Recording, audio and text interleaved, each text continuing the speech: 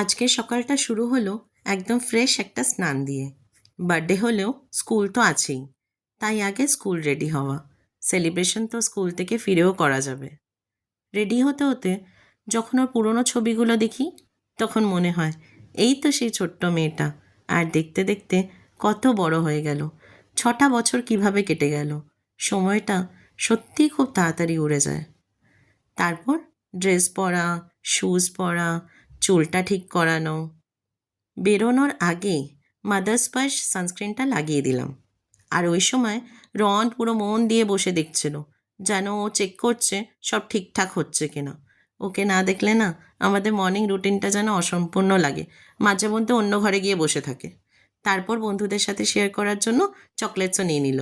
আগের স্কুলে অবশ্য চকলেটস অ্যালাউ ছিল না, কিন্তু নতুন স্কুলে এটা করতে পারায় ওর এক্সাইটমেন্টই আলাদা। আর সব শেষে নতুন ড্রেস, নতুন শুজ, মুখ ভরা হাসি নিয়ে আমার বার্থডে গার্ল স্কুল রেডি।